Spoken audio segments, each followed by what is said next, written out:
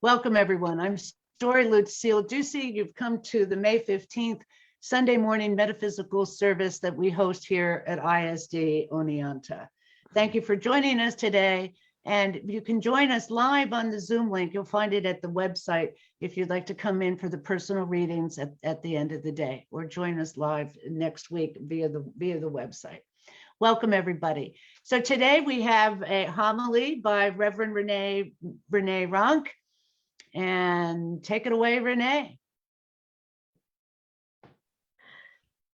Okay, good morning, everybody. Good morning. So rather than a reading today, I'm going to start out with a story about something that happened to me recently. A little story about what's on my path right now. I was on my computer working recently, and I saw a message pop up on Facebook from a friend. And for this story, I'm going to call her Sheila. But the message said that I needed to approve Sheila or respond to her message as we weren't friends, which I thought was kind of strange because she and I are friends on Facebook. So I looked at this message a little bit more closely, and I saw that it was actually coming from Instagram. So maybe that made a little more sense. Now, wait a second. I'm pretty sure she has an Instagram account too. So I looked, and sure enough, she did. So this was a scammer. And I realized that. But rather than deleting, blocking, or reporting the profile, for some reason, I felt like I needed to talk to this person. So I responded. And the conversation started out with just some hellos. I wasn't sure why I felt like I needed to have the conversation or where I was going with it. I just knew that I wanted to be compassionate and not judgmental. So fake Sheila says to me, "Did you get that message I sent you about the 2022 International Development Association?" And I responded very carefully with, "Sorry, I think I missed that." So now they launched into a story about this new initiative program that's giving huge amounts of money to people. And they just got $50,000 from this good, honest attorney. So at this point, I'm thinking, okay, let's see where it's going. Kind of went into talking about this attorney being this gift from God. And once the God conversation started, I'm like, okay, why do you feel the need to bring God into the conversation? Pretty sure this is where the lightning strike thing comes from. But I'm going to see if I can just slowly and carefully manipulate this situation without getting judgmental, right? I decided it's time for me to pull on some of my spiritual strength and get them going in the right direction. So I just said, I'm sending you love and prayers right now. I know that there's some really tough times going on, and I know that sometimes it seems like there's no other way to handle this. I'm not going to judge, but I'm not sure with all of the turmoil and chaos in the world that this is the right thing to be doing. Now, meanwhile, I didn't say what the thing was. I just kind of gently went, okay, love, peace. And the answer I got was just, So I tried again. I feel bad. I know you must need the money right now, but it's kind of important that we support each other. And the person answered me with, yeah, you're right. This attorney, this one who's sent by God, he's a good and honest man. Let me give you his contact information. I went, okay, we're back to God again. All right. So I gently asked them what they do for a living. Like, what do you do for a living? And the immediate answer was, yes, I don't have any way to feed my family. And I just started crying because I knew this person recognized where I was going. And then they were being very honest with me. So the conversation continued, and I asked for their real name, John. And John is from Africa, and he tells me how much he hates doing this. There's no other work. The government's run by criminals, and there's so much suffering going on. Basically, he's doing what he needs to do to earn money.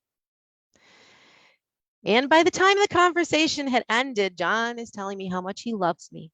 And I walk away from the conversation feeling touched. You know, I've got the tears going. I'm just so touched. And I feel like spirits guided me to something important. And just for the record, I didn't ignore the issue that had brought John to me. I did call Sheila immediately just to tell her she'd been impersonated. And later that day, the profile was still there, so I did report it. But overall, I was feeling pretty proud of myself. Maybe a little helpless with the state of suffering in the world, but I felt like I'd brought a little light and compassion to John.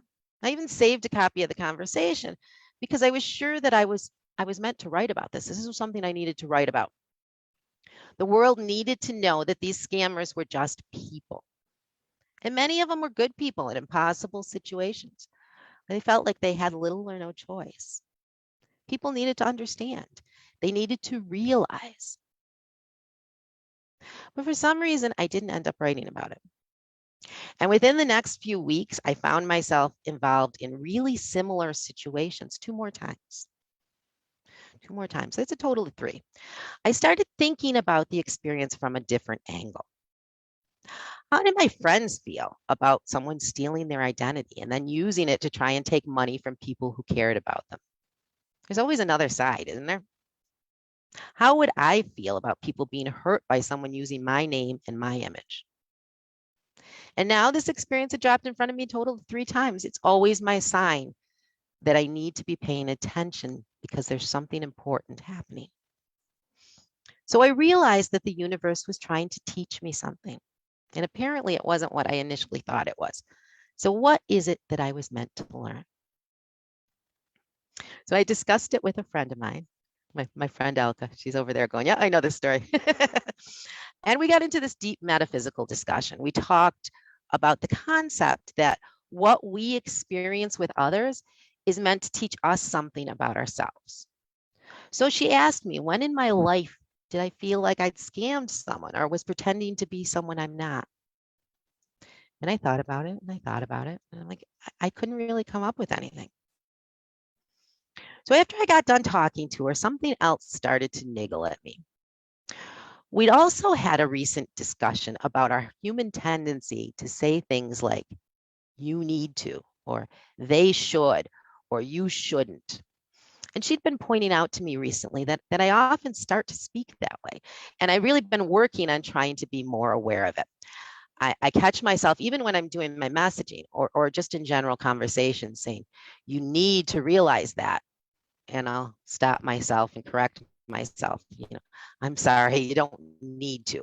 You have free will, but you might want to take a look at, whatever it is. It isn't easy, and I'm working on it. But between those 2 conversations, the answer that I was looking for was starting to form.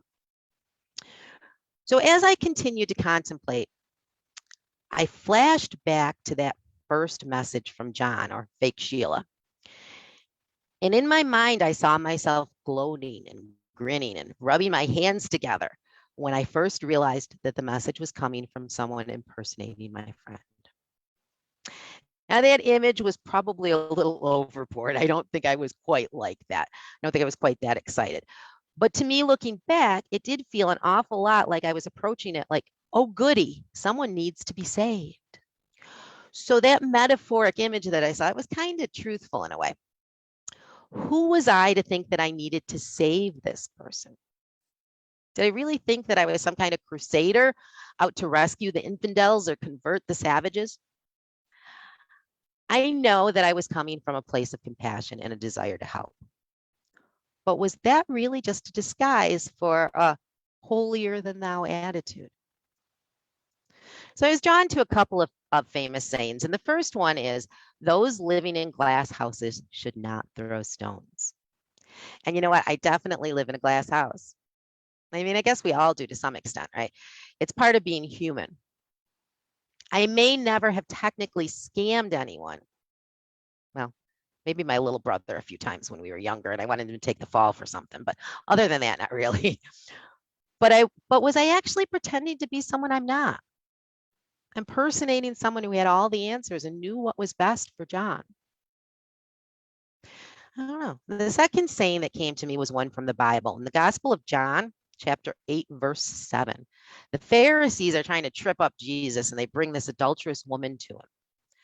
Now, adultery, especially in a woman, was punishable with death by stoning in those days. So knowing that he was compassionate and merciful, how was he going to handle it? And his answer to the Pharisees was, let he among you without sin cast the first stone. Now, those 2 sayings together really helped me begin to sort out where the universe was trying to point me. And the lessons sprinkled in my path have taken me in a really important direction on this journey. I know that I'm a sensitive person. I know that I'm a compassionate person. I know that I feel things very strongly. I also know from a larger perspective that I can't heal someone else. And that what I'm doing as a messenger, a healer, a light worker, a minister, is helping others to find the strength to heal themselves. But apparently, knowing this doesn't always translate smoothly. Where I can end up sometimes looks something like this. What this person needs is to work on their healing, when maybe this person's not yet ready to heal. And it certainly is not my call to tell them that they have to. What this person shouldn't do is allow themselves to listen to this teacher and take it as gospel. Maybe this person does need to listen to this for their journey to take them in the direction that it needs to go. This person should learn to understand this concept. And maybe this person has already tried this, or maybe this concept is not something that's meant for this person, at least at this point in their journey. So what I'm being guided to work on in my personal life is accepting and loving others for who they are and honoring their journey without trying to fit them into my own personal vision of what that journey entails. Or even more importantly for me, to learn that not everyone needs to be rescued from where they are. And even if they did, it's not my job to rescue everyone. I asked Spirit to help me with this concept, and I actually channeled this message. What they said to me was, if we approach all as hopeless, helpless, and needing rescuing, then we in turn are always requiring to be rescued. Those who believe that they are holier than another person are the people who are desperate to find their own holiness. So finding and healing my own need to be rescued and my own need to be holy, that's what I'm working on right now from inside my glass house. And when I say I'm working on it, it's not always successfully. Again, the concept lessons, they sound really good, but actually living them in all aspects of my life, that's pretty challenging. We just took my mother out to dinner for Mother's Day last weekend. And as we were eating, my little brother started teasing her for her parking skills or her lack thereof. And I turned to him and I said, this is what I'm writing my homily about next weekend. That tendency to tell other people what they need to be doing and how to do it. And I'm going to name this homily, Mind Your Own Bleeping Business. Oh, dang, wait a minute.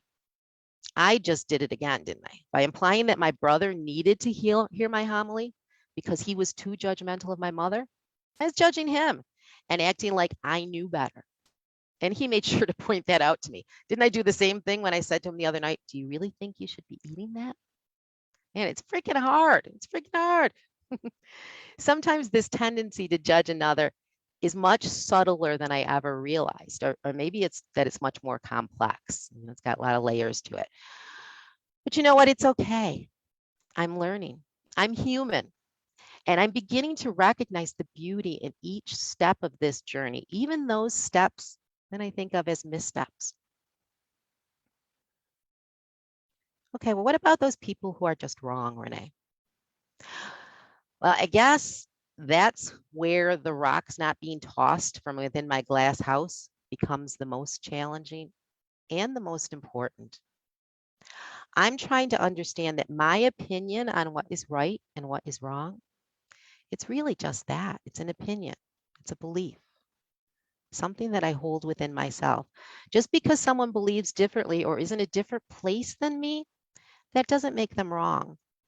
And it doesn't make me right just because I'm convinced that I am. You know, it's really funny, right in the middle of working through all of this, I received an Edgar Cayce quote in my email, his reading 2409-1. And what Edgar said was, then know your ideal, not as what you would like others to be, but what you would be yourself to others, that they might be the same to you. So Edgar's well-timed quote is telling me to be the best me that I could be. And that's really all that I have control of. And it's not always easy to not be holier than thou when someone totally goes against something you strongly believe in. But there are ways to approach that will allow me to honor my own beliefs without trying to shove them down someone else's throat. My friend Reverend Maggie, she comes to mind as an example. She has a really strong attachment to and an intense appreciation for Mother Earth. And whenever we get together for a potluck or a social gathering, never fails, every single time, someone either volunteers or we assign someone to bring plastic utensils. And Maggie, non-fail, every single time, always does the same thing. She just looks at us and says, I will bring the actual silverware and I will wash it when we're done. Now, she understands that the reason that we're always trying to bring plastic to these types of events is because of the convenience. Nobody wants to wash the dishes. And she knows that she's not comfortable with plasticware because of the impact it has on our environment. So her answer is not to judge, not to lecture, but to come up with an option that addresses both her belief and our desire not to have to do the dishes. Now, if someone says, come on, Maggie, can't we just bring the plastic this once? She'll definitely tell us what she believes and why. But she doesn't begin the conversation from a place of judgment, but instead from a place of solution. So one of the magical things that's come out of these lessons that I'm working through right now is that I've begun to realize that the process of being human, it's actually a craft. Like an artist, I'm crafting, I'm creating, I'm building, I'm improving on who I am as a human being and how I experience this journey. It's really important for me to recognize the fact that I'm a work in progress. So what's the point behind this? What am I getting to here? I'm trying to say that I'm in the process of finding a way to look at my human experiences and my reactions to those experiences as part of the art of being human. I'm not always going to react in a way that I view as correct. I'm not always going to live up to the expectations that I've set for myself. And it's okay because I'm learning, I'm growing, I'm expanding, I'm perfecting. And the next time I'm in a similar situation, I'll be able to try a different approach, a different method, and see if that leads me closer to what I'm looking for myself. Another amazing thing that's happening as I continue to work through this. I mentioned earlier that it's challenging. You know, in some ways it is, but in other ways it seems to be making my life easier. If I recognize that someone else's journey is theirs and not mine, there's so much less pressure to always function like some kind of a savior. And when I realize that trying to be a savior, it's more about me than about the other person, then I can identify what it is within me that so needs to be revered. What part of me is feeling insecure and looking to prove itself by gathering others to it? All of this comes together into probably one of the most important lessons in this process for me, recognizing and honoring my own humanness.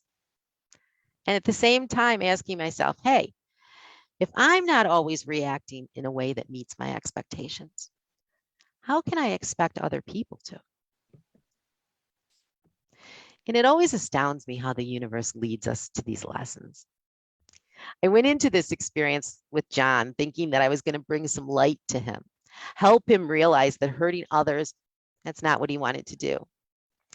And instead, I learned a lesson about myself that resonates to my core. I don't think I did any damage. I think that the compassion that I gave John probably did help somehow. But I never really realized or thought about the fact that sometimes my acts of kindness and compassion, they may not always be coming from a place of purity. So John taught me more that day than I did him. Going forward, I'm going to continue to work on watching what I tell people about what they need to do or should have or should not have done by allowing myself to honor their journey, knowing it's their path alone, and by recognizing my own humanity when I don't always do what I believe I need to, should have, or should not have. You know, it can be scary to realize that I live in a glass house, but honestly, I like it. And I want to continue to live here. For me, a glass house is one where, yeah, everyone can see in, but it means that I'll work on keeping my house clean. And thank goodness we're talking about a metaphoric house because I'm not a real good housekeeper, but it means that I'll make time to look at those things that are hiding under the bed or hiding in the closet, hiding under the floorboards, in the corners, because I never know when somebody might actually see them. Sometimes I can benefit from just embracing my dust bunnies instead of desperately chasing them away. All part of the process of living comfortably in this house of glass. And I'm not totally unrealistic. I'm going on the premise that there may be certain rooms or certain times when I want to close the curtains, like when me and the dust bunnies are hanging out. And that's okay too. Just knowing that in general, I can be proud of this house, even though it feels like it's always under construction. Thank you. Oh,